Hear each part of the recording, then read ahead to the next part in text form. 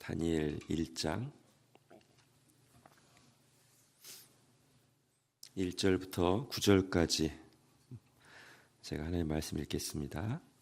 유다 왕 여호야김이 다스린 지 3년이 되는 해 바벨론 왕 느부갓네살이 예루살렘에 이르러 성을 에워쌌더니 주께서 유다 왕 여호야김과 하나님의 전 그릇 얼마를 그의 손에 넘기심에 그가 그것을 가지고 신할 땅 자기 신들의 신전에 가져다가 그 신들의 보물 창고에 두었더라.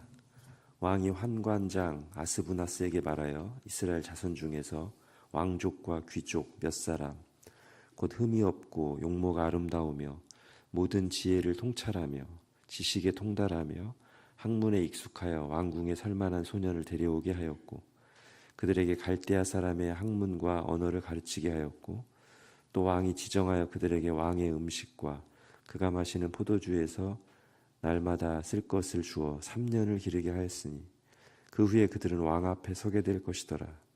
그들 가운데는 유다 자손 곧 다니엘과 하나냐와 미사엘과 아사랴가 있었더니 환관장이 그들의 이름을 고쳐 다니엘은 벨드사살이라 하고 하나냐는 사드락이라고 하고 미사엘은 메삭이라 하고 아사랴는 아벳느고라 하였더라. 다니엘은 뜻을 정하여 왕의 음식과 그가 마시는 포도주로 자기를 더럽히지 아니하리라 하고 자기를 더럽히지 아니하도록 환관장에게 구하니 하나님이 다니엘로 하여금 환관장에게 은혜와 긍휼을 얻게 하신지라. 아멘. 자, 이어서 마가복음 7장입니다. 신약성경 65페이지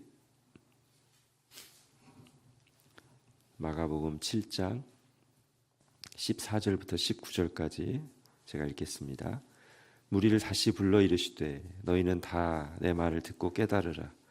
무엇이든지 밖에서 사람에게로 들어가는 것은 능히 사람을 더럽게 하지 못하되 사람 안에서 나오는 것이 사람을 더럽게 하는 것이니라 하시고 무리를 떠나 집으로 들어가시니 제자들이 그 비유를 묻자온데 예수께서 이르시되 너희도 이렇게 깨달음이 없느냐. 무엇이든지 밖에서 들어가는 것이 능히 사람을 더럽게 하지 못함을 알지 못하느냐. 이는 마음으로 들어가지 아니하고 배로 들어가 뒤로 나감이라. 이러므로 모든 음식물을 깨끗하다 하시니라. 아멘. 자, 바벨론과 로마는 성경 속 신자들이 살아가던 구체적인 세상입니다.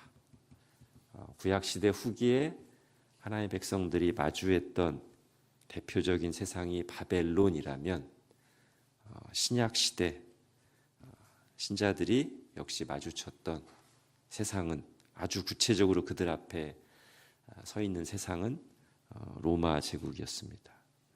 우리가 지난 주일에 바로 그 세상 속에서 살아가고 있는 신자들을 향해 주시는 하나님의 말씀을 환상 속에서 들었죠. 계시록 18장 4절에 내 백성아 거기서 나와 그의 죄에 참여하지 말고 그가 받을 재앙들을 받지 말라. 여기서 그는 바벨론이죠. 그런데 바벨론이라는 말을 쓰고 있지만 이 요한계시록을 받는 1차 수신자들에게 있어서 이 바벨론은 이제 세상을 상징하는 상징적 표현이고 이 바벨론은 뭐였어요? 구체적으로 로마 제국이었습니다. 자, 오늘 신구약 성경 본문을 함께 보면서 이 말씀의 적용을 좀 다시 잠깐 생각해 보려고 합니다. 다니엘서 1장은 너무나 잘 아는 말씀이죠. 포로로 끌려간 다니엘과 세 친구들이 장차 바벨론 제국의 관료가 되기 위해서 특별 교육 과정을 밟고 있었습니다. 그런 상황에서 다니엘과 친구들은 자신들에게 제공된 바벨론의 왕궁 음식을 먹지 않기로 결단했습니다. 이유가 뭐죠? 다니엘서 1장 8절에 보시면 두 번이나 반복해서 나오는 말이 있죠. 자기를 더럽히지 아니하려고. 반복하려고 뒤에 또 나옵니다. 자기를 더럽히지 아니하도록. 이게 이유입니다. 아마도 율법에 금한 부정한 음식들이 왕의 진수성찬에 포함되어 있기 때문에 그것을 거부한 것일 겁니다. 자, 다니엘과 세 친구들의 이 행동이 바로 구체적으로 계시록 18장 4절에 나오는 내 백성아 거기서 나와 그의 죄에 참여하지 말라를 자기 시대, 자기들의 상황 속에서 아주 구체적으로 실천한 모범적인 장면이죠. 자, 어떻게 실천했어요? 바벨론을 떠나지 않았습니다. 바벨론의 관료 수업을 계속 참여했고 뒤에 보면 바벨론의 고위직까지 계속 올라갔습니다. 평생 바벨론에서 직장 생활을 했습니다. 말하자면 그렇게 바벨론에 거주하고 고위직까지 올랐으되 바벨론 사람들이 먹고 사는 모습 중에서 바벨론 사람들이 살아가는 모습 중에서 하나님의 말씀에 어긋나는 게 있다면 단호히 거절했습니다. 어떤 어려움이 오더라도 말이죠. 오늘 본문이 딱 그 장면이잖아요. 그렇게 그들은 자기 시대, 자기에게 주어진 구체적인 상황 속에서 내 백성아 거기서 즉 바벨론에서 나와 바벨론의 죄에 참여하지 말라는 계시록 18장 4절에 나오는 그 하나님의 뜻을 충실하게 목숨 걸고 실천했습니다. 자, 이제 똑같은 세상인 바벨론에서 로마 제국으로 시대와 장소를 옮겨볼게요. 초대교회 성도들이 살던 시대의 로마 제국은 다니엘이 활동했던 바벨론 제국과 대동소이합니다. 크게 다르지 않습니다. 우상숭배 국가였고 커다란 신전들이 있었죠. 실제로 막 신상들을 만들어 놓고 거기에 제사를 드렸고요. 제사 드린 고기들이 시장에 나왔습니다. 자, 근데 초대교회 안에서는 바로 이 고기, 그러니까 우상에게 드려졌다가 시장에 나온 고기를 먹는 문제, 다른 말로 하면 음식 먹는 문제를 가지고 꽤 큰 갈등이 있었습니다. 상당히 큰 갈등이 있었습니다. 그러면 이제 우리는 이런 질문을 할 수 있죠. 왜 초대교회 성도들도 다니엘처럼 새 친구들처럼 그런 부정한 음식을 단호히 거절했어야 되는 거 아닌가? 그렇게 하는 게 그들의 시대 거기서 나와 그 죄에 참여하지 말고를 아주 구체적으로 실천하는 거룩한 행동이 아닌가? 신약성경은 이에 대해서 그렇지 않다라고 분명하게 말합니다. 서신서에 보면 이와 관련된 본문들이 여럿 있는데 그 중에서도 잘 정리되어 있는 구절이 이제 로마서 14장 17절이죠. 하나님의 나라는 먹는 것과 마시는 것이 아니요 오직 성령 안에 있는 의와 평강과 희락이라. 여기서 앞부분 하나님의 나라는 먹는 것과 마시는 것이 아니요가 무슨 뜻이죠? 어떤 음식을 먹고 마시느냐, 먹느냐 안 먹느냐가 하나님의 백성으로 살아가는 데 있어서 전혀 본질적인 중요한 문제가 아니고 이런 뜻입니다. 아니고 하나님 나라를 구하고 누리는 것에 더 중요한 본질은 성령 안에 있는 의와 평강과 희락을 추구하는 것이고 성령 안에서 의와 평강과 희락을 누리는 것이다. 이렇게 얘기하는 겁니다. 자, 이게 바울 사도가 한 말인데 바울 사도의 이 교훈은 예수님께서 이 땅에 계실 때 가르치신 말씀에 뿌리를 두고 있습니다. 예수님이 제자들이 손 씻지 않고 음식 먹는 것에 대해서 바리새인들과 논쟁이 일어났을 때 하신 말씀이죠. 우리 좀 전에 읽었던 마가복음 7장에 나오는 말씀입니다. 다시 마가복음 7장으로 가서 18절 19절 같이 읽겠습니다. 시작. 예수께서 이르시되 너희도 이렇게 깨달음이 없느냐? 무엇이든지 밖에서 들어가는 것이 능히 사람을 더럽게 하지 못함을 알지 못하느냐?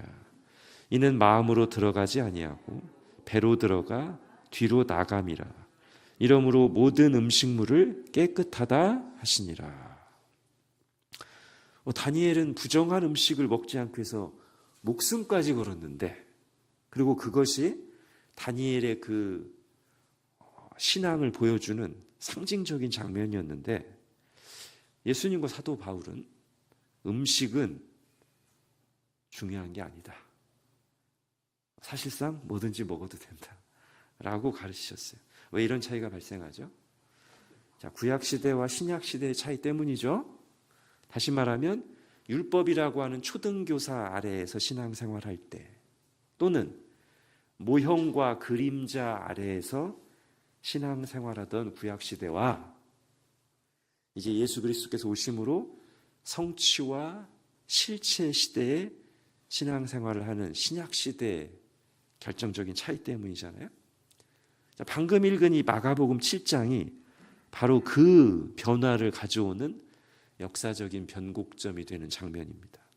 예수님이 오셨다는 것, 그리고 그 예수님이 율법을 온전히 성취하심으로써 이제는 예수님 안에 있는 하나님을 믿는 신자들의 율법의 적용 방식이 근본적으로 달라져야 된다는 것을 보여주는 거예요. 마치 제자들과 마지막 만찬을 나누실 때 이전까지 반드시 지켜야 됐던 유월절을 그 순간을 끝으로 더 이상 예전처럼 지킬 필요가 없으며 이제는 성찬식이라는 바꿔진 방식으로 지켜야 된다는 것을 말씀하신 것처럼 말이죠. 그래서 우리가 경건한 삶을 살려고 할 때, 하나님의 뜻대로 살려고 할 때 구약시대의 율법 조항 전체를 그대로 똑같이 받아서 지킬 것이 아니라 율법의 종류에 맞게 적용해야 됩니다. 율법의 종류가 몇 가지 있죠? 이걸 교리반에서 안 했네. 율법의 종류가 3가지로 보통 나눕니다. 도덕법이 있어요. 도덕법은 10계명이라고 생각하시면 됩니다. 이것은 모든 시대, 모든 인류가 사실은 하나님을 믿든 안 믿든 상관없이까지 포함해서 인간이라면 누구나 항상 지켜야 될 법이에요. 우리 지난번하고 제가 말씀 전할 때 지지난번 사랑의 하나님, 사랑의 법 말씀 나눴잖아요. 그때 나온 게 10계명 율법이잖아요. 사랑의 하나님의 본성에서부터 나온, 그래서 하나님의 형상으로 창조된 사람이 당연히 지켜야 될 가장 기본적인 법, 10계명이잖아요. 하나님의 본성이 바뀌지 않는 한, 그리고 우리가 하나님의 형상이라는 사실이 바뀌지 않는 한 10계명은 모든 시대 인간이 당연히 지켜야 되는 법이에요. 이게 이제 도덕법이에요. 그래서 이거는 우리도 그대로 지킵니다. 단 예수님을 기준으로 삼아서 아주 최고의 모델이 있죠. 10계명을 어떻게 지켜야 되는지에 대한 최고의 모델, 예수님을 모델 삼아서 도덕법은 그대로 다 지키면 됩니다. 자, 그런데 율법 중에 시민법이 있어요. 자, 이스라엘은 그 정체성이 오늘날로 이제 우리 입장에서 생각해 보면 교회이면서 국가입니다. 이스라엘이 구약시대 하나님의 백성이잖아요. 신약시대 하나님의 백성이 교회잖아요. 이스라엘 공동체는 교회예요. 구약교회. 그런데 이스라엘은 또 하나의 국가예요. 사회, 시스템을 갖춘. 그러다 보니까 하나님께서 구약시대 이스라엘 백성에게 주신 율법 속에는 당연히 도덕법이 뿌리가 되지만 또 구체적으로 적용되는 법들 중에는 이 사회 관계 속에서, 그리고 어떤 처벌 규정 같은 오늘날 우리의 그 국가의 법과 비슷한 법들이 있단 말이에요. 그게 이제 시민법이에요. 율법 중에서. 근데 이걸 우리가 오늘날 그대로 지켜야 되느냐? 아니요. 그거는 그 시대 상황 속에서 주신 거기 때문에 그 원리는 그대로 가져와야 돼요. 왜냐하면 그 이스라엘 공동체에서의 그런 시민법들도 도덕법을 기반으로 하고 있는 거기 때문에 원리는, 정신은 그대로 가져오되 실제 지키는 방식은 똑같이 하는 건 아니죠. 눈에는 눈, 이에는 이 하지 않는다고요? 똑같이. 자, 마지막 3번째가 뭐죠? 율법 종류 중에서 이제 의식법이 있습니다. 이 의식법이라는 것은 제사, 절기, 정결의식 등과 관련된 법이에요. 한마디로 말해서 하나님께 나아갈 때나 이제 하나님의 백성으로서 거룩하게 살기 위한 법인데, 자, 이 법은 우리가 어떻게 해야 될까요? 자, 이 의식법이야말로 예수 그리스도를 통해서 성취되었기 때문에 오늘날 그대로 지킬 필요가 없고, 사실은 이 의식법의 대부분은 지키면 안 되는 법입니다. 왜죠? 예수님이 다 성취하셨는데 우리가 예전 거를 여전히 양을 잡고 있다면 그게 무슨 의미가 되기 때문에 예수님의 십자가로는 충분하지 않다는 의미가 들어가기 때문에, 그죠? 그러니까 이제 더 이상 예수님을 예표하던 의식법을 지키지 않아도 되는 걸 넘어 지키면 안 돼요. 의식법들은. 그러니까 오늘날 자꾸 막 유월절을 지켜야 된다고 하는 데를 우리가 이단이라고 하는 거잖아요. 자, 그런데 이제 정결법 같은 경우는 이게 내가 거룩하니 너희도 거룩하라라고 하면서 이제 정결법을 주셨는데, 이것도 역시 우리가 문자적으로 지킬 필요가 없지만 거기에 담긴 정신이 있죠. 그 하나님 앞에서 거룩하기 위한, 이걸 우리가 이제 영적으로 받아서 지켜야 되겠죠. 즉 의식법은 예수님을 통해 성취된 제사나 절기 같은 것들은 다 폐기 처분하고, 어떤 정결에 관한 의식은 이제 그들이 하는 것처럼 물리적으로 손을 씻고 막 이렇게 하는 게 아니라 우리 마음을 씻고 거룩하게 사는 것으로 변형돼서 우리에게 이제 실천돼야 되는 것이죠. 자, 지금 다니엘과 세 친구들이 했던 행동, 즉 특정 음식들을 신앙을 이유로 거절했던 이것들은 이제 말하자면 의식법과 관련된 거라고 할 수 있겠죠. 그래서 우리는 이것을 똑같이 지키는 게 아니라 영적으로 변형시켜서, 즉 하나님의 말씀을 따라 세상과 구별된 내가 거룩하니 너희도 거룩하라는 그 말씀은 그대로 받되 손을 씻고 잔을 씻는 식으로 하는 게 아니라 우리의 마음과 행동을 세상과 구별되게 거룩하게 하기 위한 방식으로 적용하는 것이 맞다는 겁니다. 그럼 이제 오늘날 우리가 어떻게 해야 될까요? 다니엘과 친구들의 고백 플러스 오늘 마가복음 10장에 나온 예수님의 말씀을 잘 조화를 한번 해봅시다. 자, 다니엘을 먼저, 다니엘이 뭐라고 했죠? 하나님의 말씀에 거스리는 것으로 뭐 하지 않기 위해서? 나를 더럽히지 않기 위해서 구체적으로 음식을 거절했었단 말이에요. 근데 예수님은 뭐라고 하냐면 이제 음식은 마음으로 들어가지 아니하고 배로 들어갔다 뒤로 나가기 때문에 능히 사람을 더럽게 하지 못한다. 이렇게. 다니엘은 자신을 더럽히지 않으려고 음식을 안 먹었는데 예수님은 음식은 더 이상 사람을 더럽게 하지 않는다라고 말씀하셨어요. 그런데 이 말씀을 하시면서 예수님이 앞에 힌트를 주시죠. 음식은 왜 사람을 더럽게 하지 못해요? 어디로 안 들어가니까? 마음으로 들어가지 않고 이 물리적인 몸, 배에 들어갔다가 소화만 시켜 뒤로 빠져나가니까. 그럼 여기에는 어떤 힌트가 들어있는 거예요? 정말 우리를 더럽히는 거는 어디로 들어오거나 나가는 것이 우리를 더럽힙니까? 마음으로 들어가는 것. 또는 마음에서 나오는 죄악된 것들이 나를 더럽힌단 말이에요. 자, 그래서 이 둘을 조합해서 우리가 이제 우리를 세상과 다르게 거룩하게 구별된 삶을 살려면 마음으로부터 들어가서 사람을 더럽게 하는 것을, 우리의 영혼을 오염시키는 것을 분별하고 멀리하는 방식으로 다니엘의 뒤를 밟아야 됩니다.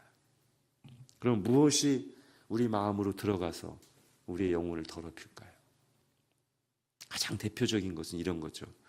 마태복음 16장에 보면 예수님께서 이르시되 삼가 바리새인과 사두개인들의 누룩을 주의하라. 그 중간에 이제 얘기들이 있고, 그제서야 제자들이 떡의 누룩이 아니요 바리새인과 사두개인들의 교훈을 삼가라고 말씀하신 줄을 깨달으니라. 이 말씀을 이제 누가 마가복음과 연결시켜 보십시오. 자, 떡의 누룩으로 제자들이 처음에 착각했어요. 그게 떡을 부패하게 만들고 그런 거 먹으면 우리도 병나니까, 그죠? 근데 예수님이 말씀하신 것은 그 입으로 들어가는 떡, 그 떡에 있는 누룩을 말씀하신 게 아니라 우리의 귀를 통해서 우리의 마음으로 들어가는 어떤 누룩? 바리새인들과 사두개인들의 교훈이라고 하는 그 거짓 교훈, 하나님의 말씀을 왜곡시키는 교훈이라고 하는 그 누룩, 그것이 우리 마음을 더럽게 하니 그것을 삼가고 주의하라 라고 말씀드린 거죠.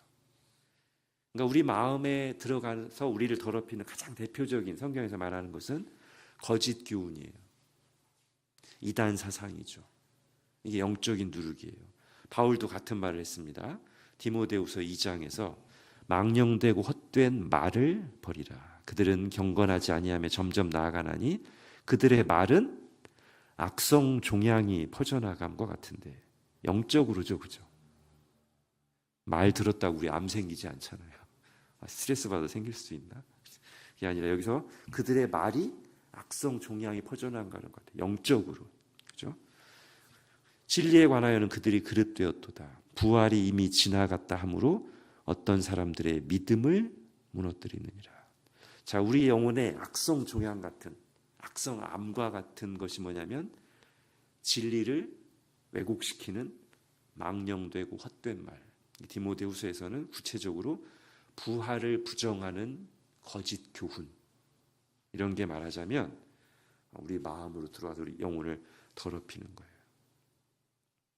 자, 이런 거를 우리가 분별하고 멀리해야 됩니다. 근데 여러분, 잘못된 교리나 이단 사상을 분별하고 물리치려면, 거절하려면, 방어하려면 어떻게 해야 됩니까? 나 이제부터 이단 교리는 안 들어. 뭐가 이단 교리인지 알아야죠. 그죠? 뭐가 잘못된 건지를 알아야 분별하고 거절할 거 아닙니까? 그러면 뭐 해야 돼요? 바른 말씀을 배워야죠. 바른 교리를. 여러분 생각해 보십시오. 처음부터 이단에 빠지려고 빠지는 사람은 단 한 사람도 없습니다. 처음부터 비정상적으로 신앙생활 하려고, 처음부터 무기력한 신앙생활 하려고 마음 먹고 신앙생활 하는 사람, 교회 나오는 사람 한 사람도 없어요. 그렇게 되는 거죠. 그죠? 의도하지 않았는데 이단에 빠지기도 하고, 의도하지 않았는데 비정상적인 신앙생활하고, 의도하지 않았는데 무기력한 신앙생활을 하는 경우들이 생기는 거예요. 계속. 왜? 내 마음을 더럽히는, 내 영혼을 병들게 하는 거짓 교훈들을 분별하지 못하고 받아들이니까, 또는 그게 있는데 그걸 빼내지 않고 계속 놔두니까 그런 일이 발생하는 거죠. 그럼 어떻게 해야 돼요? 성경 말씀을, 바른 진리를 배우고 깨닫는 일에, 또는 우리 지금 들어가는 걸로 했으니까 그것을 내 안으로 흡수하고 소화하고 내 살과 뼈가 되게 하는 일에 열심을 내야 돼요. 시간을 내야 돼요. 하루 3번 밥을 먹는 것처럼, 우리 건강관리를 위해서 정기적으로 운동하는 것처럼, 물을 먹는 것처럼 내 영혼을, 내 마음으로 들어가는 것을, 좋은 것을 계속 먹어야, 꾸준히 먹고 계속 먹어야 밖에서 오는 거짓 교훈들을 분별하고 물리칠 수 있어요. 자기 영혼을 건강하게 하고 활력 있게 해주는 필수 중 하나는, 필수 중에 필수죠. 하나님 말씀을 배우고 묵상하는 일에 꾸준히 부지런한 겁니다. 특히 오늘날처럼 조금만 밖에 나가면 자기 소견에 오른 대로가 정답인 것처럼 막 우리의 막 귀로, 눈으로 막 끊임없이 쏟아져 들어오는 이 시대에 아무것도 먹지 않고 우리 영혼에 좋은 것으로 배불리지 않고 어떻게 건강할 수가 있겠어요? 자, 근데 우리 눈과 귀로 들어와서 우리 마음에 쏟아져 오는 것들 중에 이단 교리만 있는 건 아니죠.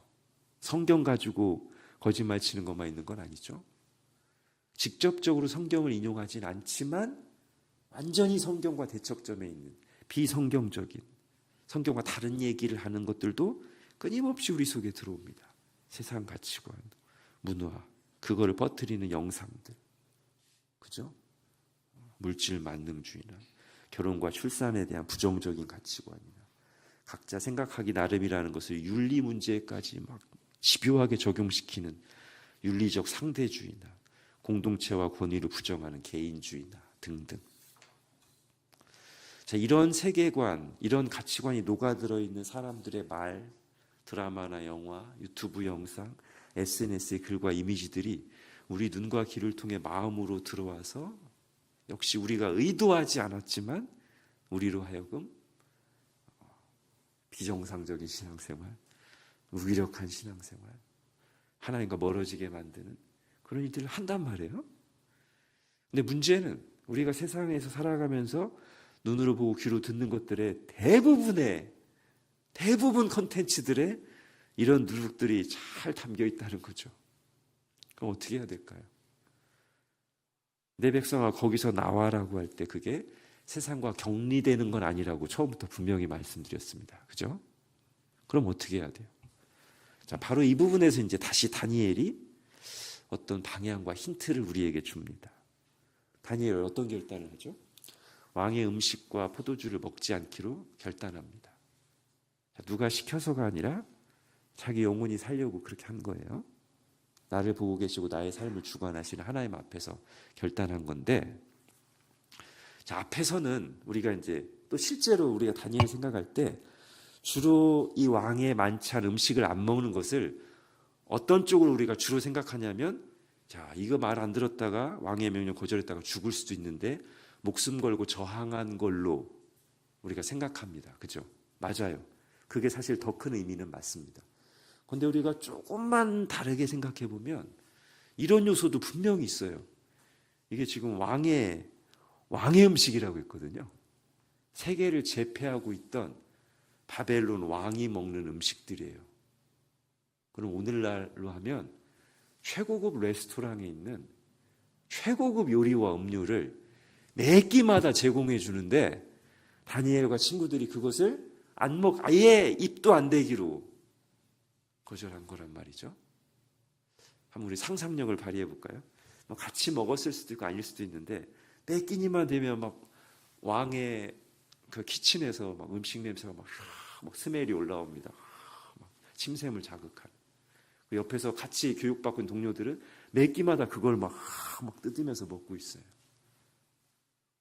다니엘과 친구들은요, 그걸 매 끼마다 어떻게 보면 누릴 수 있는 것들을 내가 기준만 조금만 낮추고 타협하면 누릴 수 있는 그것들을 매 끼마다 거절하는 거예요. 그리고 그거보다 훨씬 못한, 요즘은 뭐 건강 때문에 채식을 먹긴 합니다. 그거보다 훨씬 못한 풀들만 이제 먹는 거예요.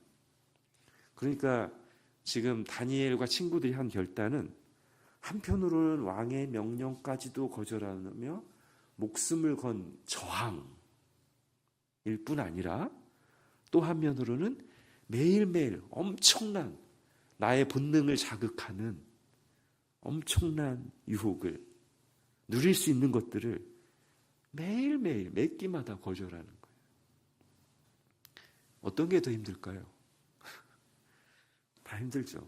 근데 이제 좀 길게 보면 처음에 이제 목숨을 건 저항은 초반 일정 기간 동안에 식물 먹고 테스트해 보게 해주십시오. 그래서 잘 먹어서 우리가 모습이 괜찮으면 계속 먹게 해주십시오 해서 초반 뭐 길어야 한두 달 사이에 해결됐어요. 그죠? 그 다음에 더 이상 목숨 걸고 하는 건 아니에요. 근데 그 이후로 3년 동안은 그 다음에 어떤 싸움이죠? 계속 그 냄새를 맡으면서 계속 거절하는. 사실 3년으로 안 끝났겠죠. 다니엘이 수십 년을 바벨론 궁정에서 살았는데 이때부터 시작해서 포로로 끌려간 직후부터 시작해서 평생 동안 매 끼니마다 주변 사람들은 다 먹는, 그리고 나도 누릴 수도 있는 것들을 포기했습니다. 자, 이게 이제 제가 말한 다니엘이 보여준 어떤 방향과 힌트라는 거죠.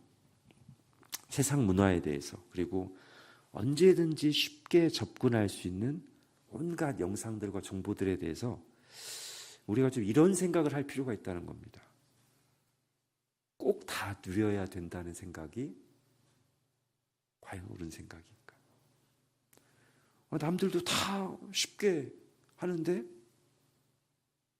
그럼 나도 해야 되지? 나만 손해보는 것 같은 이 생각이 하나님의 말씀에 비추어 봤을 때 꼭 옳은 생각이냐는 거예요.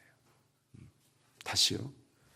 이 세상의 모든 것들을 다 누려야 된다는 생각은 그리 성경적인 생각이 아닙니다. 어떤 것들은 죄에 해당하니까 단호하게 거절해야 되고요. 어떤 것들은 꼭 직접적인 죄가 아닐지라도 내 영혼의 건강을 위해서 적당하게 정해놓은 만큼 절제할 필요가 있습니다. 우리가 어떤 사람이라는 걸 진지하게 인정하면서 우리는 영향받는 사람이라는 것을, 마치 무엇을 먹느냐에 따라 우리 몸이 영향을 받듯이 무엇을 보고 무엇을 듣느냐에 따라서 그것을 우리 마음으로 들어오니까 우리 마음이 영향받는 사람이라는, 그렇게 지음받은 사람이라는 것을 겸손하게 인정하면서 내가 무조건 사람들이 다 누리니까 나도 다 누려야 된다는 생각을 처음부터 그 뿌리를 뽑아내고 결정을 하는 거죠. 하나님 앞에서 내가 얼마만큼, 그리고 어떤 것들을 볼지 안 볼지, 시간을, 그게 자유로운 거 아닙니까? 그죠? 내가 옳은 것을 따라서 정할 수 있는 자유, 그런 자유가 우리에게 필요하다는 거예요.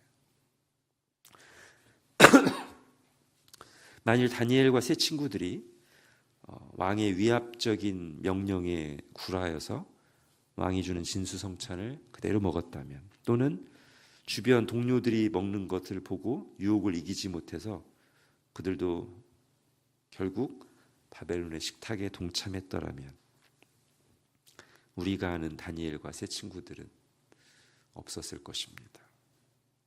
그들의 그 빛나는 모습은 역사에 남아있지 않았을 것입니다.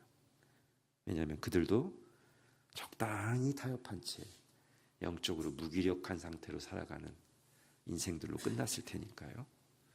그러나 다니엘과 세 친구가 말씀에 순종하기 위한 결단, 그리고 다른 사람들은 자유롭게 먹고 즐길 수 있는 것을 다 누리겠다는 생각을 내려놓고 하나님의 말씀을 따라 자기의 자유를 최대한 발휘해서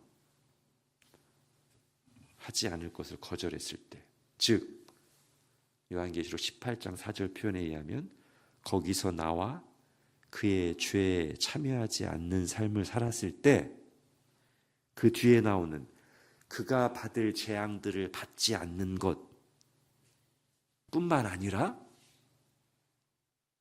플러스 어떤 일이 일어나죠?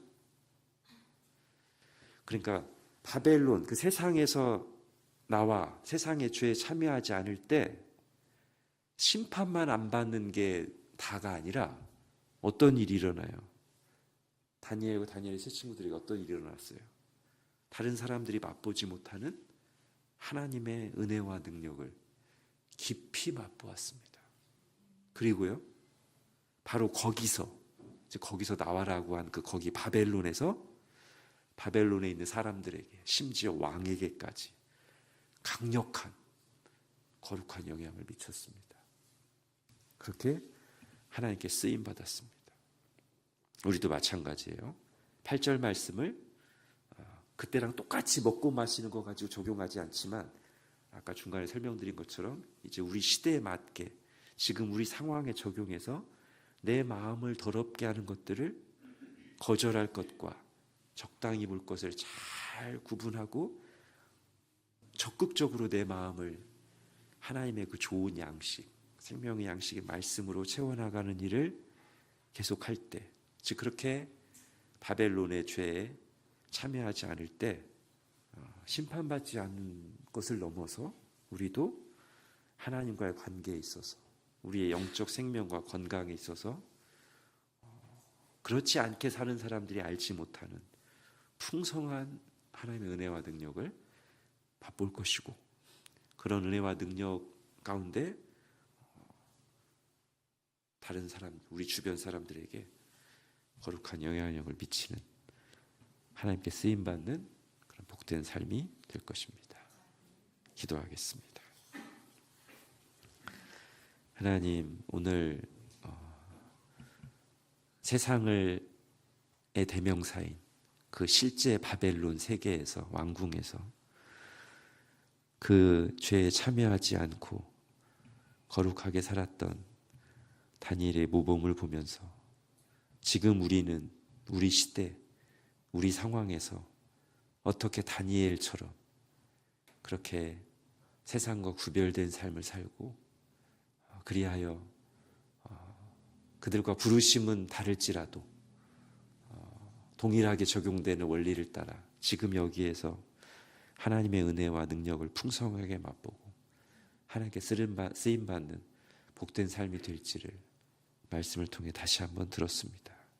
하나님 저희를 도와주셔서 세상의 말에 속지 않게 하여 주셔서 마치 우리가 이 세상에 사는 동안 세상의 모든 것을 다 누려야만 되는 사람인 것처럼 그것이 행복하고 성공인 것처럼 속이는 거짓말에 휘둘려 끌려가지 않게 하여 주시고 정말 우리는 진리 안에서 자유로운 자들이니 뭐가 정말 자유인지를 깨닫고 내가 이 세상에 사는 동안에 아무리 많은 사람들이 동참할지라도 거절해야 될 것들은 거절하고 꼭 죄는 아닐지라도 내 영혼의 건강과 활기를 위해서 하나님 뜻대로 살기 위해서 적정한 수준에 해야 될 것들을 내가 시간을 정하고 하나님의 은혜를 구하면서 그렇게 실천해 나아가는 저희들 되게 하여 주옵소서. 예수님의 이름으로 기도합니다. 아멘.